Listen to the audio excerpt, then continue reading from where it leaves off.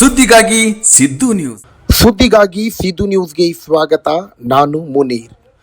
ಒಂದೇ ಕುಟುಂಬದ ಮೂವರು ನೀರು ಪಾಲು, ಶವಗಳಿಗಾಗಿ ಹುಡುಕಾಟ.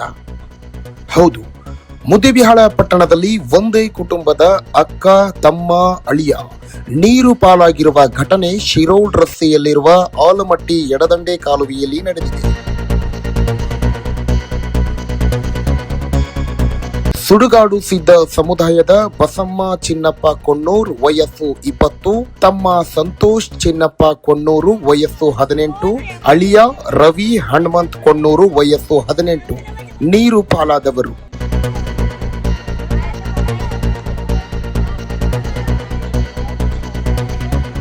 ಬಸಮ್ಮ ಕಾಲುವೆಗೆ ಬಂದಾಗ ಇದನ್ನ ನೋಡಿದ ತಮ್ಮ ಸಂತೋಷ್ ಅಕ್ಕನನ್ನು ಕಾಪಾಡಲು ನೀರಿಗೆ ಜಿಗಿದಿದ್ದಾನೆ.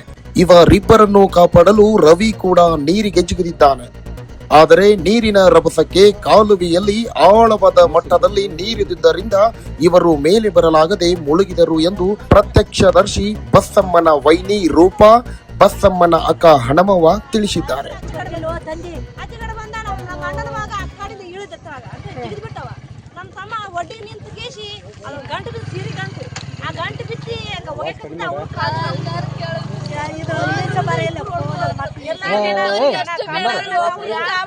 ಅವ್ರ ಅಕ್ಕ ತಂಗಿಯರು ಒಂದ್ ಜೀವ ಹೋಗುತ್ತ ಒಬ್ರು ಕಾಪಾಡ್ಲಿಲ್ಲ. ಅವ್ರ ಅಕ್ಕ ತಂಗಿಯರು ಬೀಳ್ತಿದ್ರಲ್ಲ. ಸ್ಥಳಕ್ಕೆ ಪಿಎಸ್ಐ ಸಂಜಯ್ ತಿಪ್ಪಾರೆಡ್ಡಿ ಭೇಟಿ ನೀಡಿ ಆಲಮಟ್ಟಿಯ ಕೆಬಿಜಿಎನ್ಎಲ್ ಅಧಿಕಾರಿಗಳಿಗೆ ಮಾಹಿತಿ ನೀಡಿ ಕಾಲುವೆಯಲ್ಲಿ ನೀರಿನ ಹರಿವನ್ನು ಸ್ಥಗಿತಗೊಳಿಸಲು ಸೂಚಿಸಿದ್ದಾರೆ. ಅಗ್ನಿಶಾಮಕ ಠಾಣಾಧಿಕಾರಿ ಬಸವರಾಜ್ ಬಿರಾದಾರ್ ನೇತೃತ್ವದಲ್ಲಿ ಅಗ್ನಿಶಾಮಕ ಸಿಬ್ಬಂದಿ ಶವಗಳ ಹುಡುಕಾಟ ನಡೆಸಿದ್ದಾರೆ. ಸ್ಥಳದಲ್ಲಿ ಕುಟುಂಬಸ್ಥರು, ಬಂಧುಗಳು ಆಕ್ರಂದನ ಹೆಚ್ಚಾಗಿದೆ.